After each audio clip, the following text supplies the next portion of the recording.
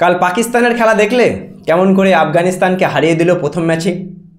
বন্ধুরা, এশিয়া কাপের আগে এই যে আমাদের ভারতীয় দল এশিয়া কাপে প্রস্তুতিবিহীন যাচ্ছে, পাকিস্তানের সামনে হারলে কিন্তু বন্ধুরা আমরা মুখ দেখাতে পারবো না। কালকে ট্রাই ন্যাশনাল সিরিজের প্রথম ম্যাচে আমরা দেখতে পেলাম যেখানে পাকিস্তান 182 রান করলো প্রথমে ব্যাটিং করে, সেই রানটা চেস করতে নেমে আফগানিস্তান 143 রানে অল আউট হয়ে যায়। পাকিস্তান 39 রানের বড় ব্যবধানে একটা জিত তারা তুলে নেয় ট্রাই ন্যাশনাল সিরিজের প্রথম ম্যাচে, যেখানে সব থেকে নজর কাড়ল কিন্তু বন্ধুরা শাহিন শাহ আফ্রিদি এবং হারিস রাউফ। যে দুটো বলারকে আমরা হালকাভাবে দেখছি, সেই শাহিন শাহ আফ্রিদি 4 উইকেট নিয়েছে এবং হারিস রাউফ 2 উইকেট নিয়েছে। টোটাল এই দুজন ফাস্ট বোলার তারা কিন্তু বন্ধুরা 6টা উইকেট নিয়েছে।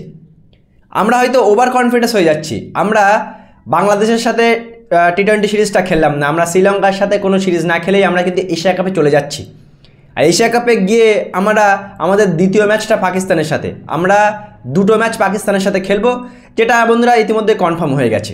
আর আমরা এটা হয়তো আমরা ভুলে যাই বন্ধুরা, এই হারিস রাউফ নাসিম ছাড়া কিন্তু আমাদের অনেক অতীতে কিন্তু আমাদের অনেক কাঁদিয়েছে।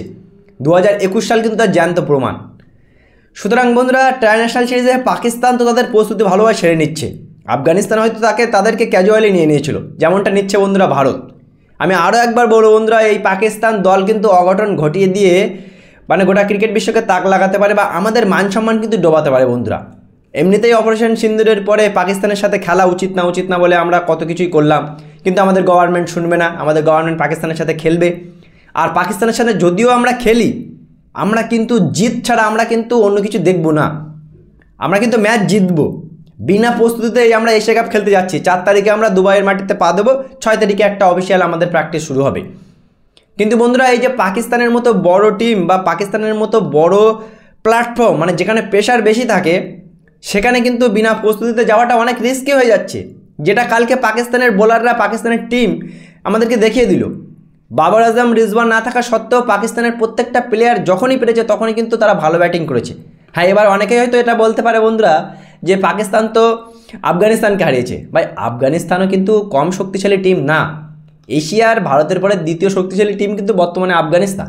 কিন্তু যে হিসেবে আফগানিস্তানকে কালকে পাকিস্তান হারিয়ে দিল ট্রাই ন্যাশনাল সিরিজের প্রথম ম্যাচটা, সেই হিসেবে আমি বলতেই চাই বন্ধুরা, ভারত পাকিস্তানকে ইজিলি নিলে বড় ভুল হবে বন্ধুরা। অঘটন কিন্তু পাকিস্তান ঘটিয়ে দিতে পারে যখন তখন, আর এই অঘটন যদি ঘটায় না, তাহলে আমরা সত্যি মুখ দেখাতে পারবো না।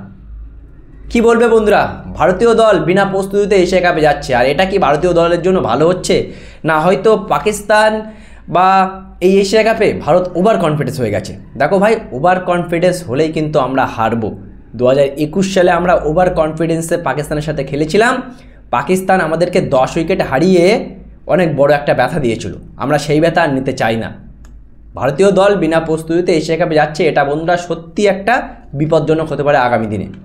কি বলবে বন্ধুরা, কালকে পাকিস্তানের পারফরমেন্স, ট্রাই ন্যাশনাল সিরিজের প্রথম ম্যাচে পাকিস্তানের অসাধারণ পারফরমেন্স সম্পর্কে তোমাদের মতামত অবশ্যই জানাবে, এবং ভারতীয় দল পাকিস্তানের সাথে কি ইজিলি জিতে যাবে, এটা কি তোমাদের মনে হচ্ছে? অবশ্যই জানাবে কমেন্ট সেকশানে।